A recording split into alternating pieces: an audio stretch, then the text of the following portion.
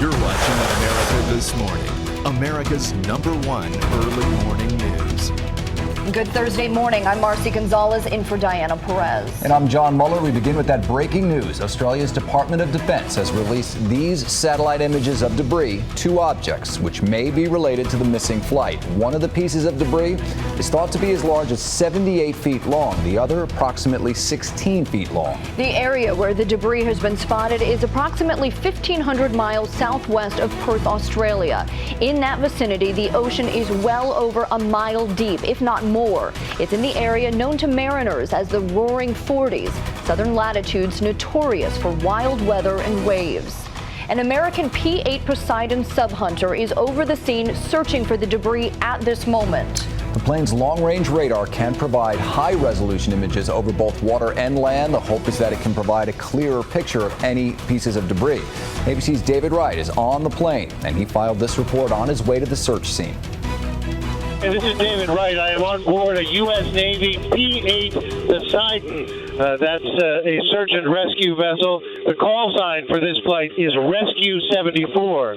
We're past a search and area that's headed towards the South Pole from almost due south of Kuala Lumpur. And what we're being told by the flight crew here is that they have some intelligence now that there is some sort of debris in the water. They're not clear what. We will be the first plane on site.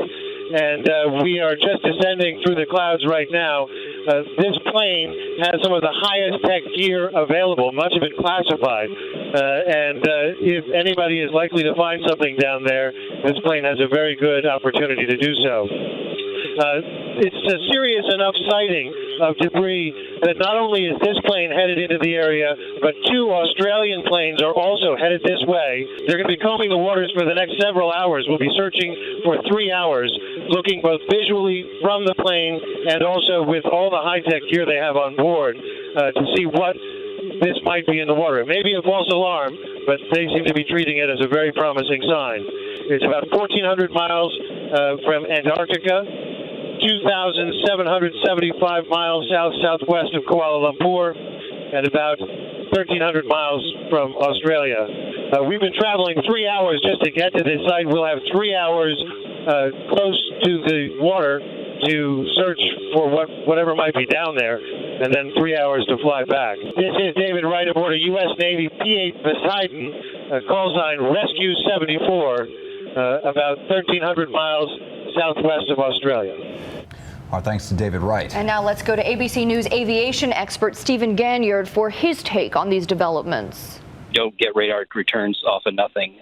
So it sounds to me that we've indeed found the wreckage. You know that they've been looking in a certain area. I think what's probably happened here is that the U.S. intelligence community has been brought to bear, and they've been able to use some of the satellite data of that part of the ocean based on some of the forensics David was talking about with the pinging down south. And so they've been focusing very, very intently on this area. Earlier in the day, we saw that the Australians focused their search area in a very particular way, which to us was a clue that they were zeroing in on where they thought the actual impact was. It's all being run through through a rescue coordination center.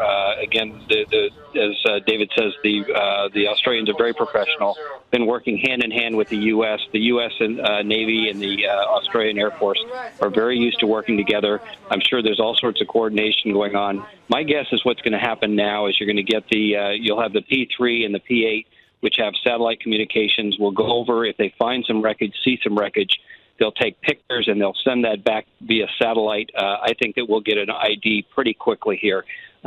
Just one thing to note: we saw that the Australian Prime Minister Tony Abbott called the Malaysian Prime Minister with this news a couple hours ago. To me, that's pretty clear signature that this is something that they think they have found, and the courtesy call means that this is probably what we've been looking for. I think if they have pretty good belief that this is it, I think they're probably dispatching ships to the area. We heard in the press conference that a merchant ship had been sent to the area.